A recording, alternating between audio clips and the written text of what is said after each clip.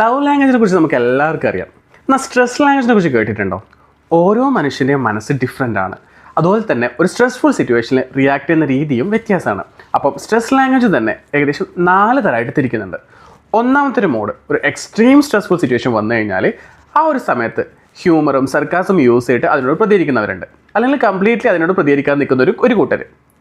രണ്ടാമത്തെ കാറ്റഗറി വെച്ചാൽ ഫൈറ്റ് ആയിരിക്കാം. ഒരു സ്ട്രെസ്ഫുൾ സിറ്റുവേഷൻ വന്നു കഴിഞ്ഞാൽ എല്ലാവരുടെ അടുത്തും ഫൈറ്റ് ചെയ്യും, അല്ലെങ്കിൽ അവരുടെ ദേഷ്യം കാണിക്കും, അല്ലെങ്കിൽ എന്ത് ചെയ്യുന്നത് വെച്ചാൽ കരച്ചിലായിരിക്കാം, അല്ലെങ്കിൽ മറ്റുള്ളവരുടെ ചെയ്ത കുറ്റങ്ങൾ എടുത്തു പറഞ്ഞ് ആ ഒരു സിറ്റുവേഷനിൽ നിന്ന് എസ്കേപ്പ് ആവാൻ ശ്രമിക്കുന്നവർ.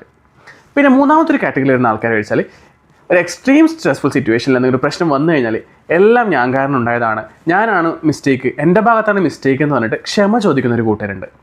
നാലാമത് വരുന്നൊരു കാറ്റഗറിയാണ് ഒരു എക്സ്ട്രീം സ്ട്രെസ്ഫുൾ സിറ്റുവേഷൻ വന്നു കഴിഞ്ഞാൽ mentally and physically completely out of mind ആയിരിക്കും. അത് ഒന്നിനോടും ഒരു തരത്തിലും പ്രതികരിക്കാതെ കംപ്ലീറ്റ്ലി ആ ഒരു സിറ്റുവേഷനെ ആ ഒരു കറണ്ട് സിറ്റുവേഷനിൽ തന്നെ ഒരു സ്ലീപ്പിംഗ് മോഡിലേക്ക് പോകുന്നൊരു തരം ആൾക്കാരുണ്ട്.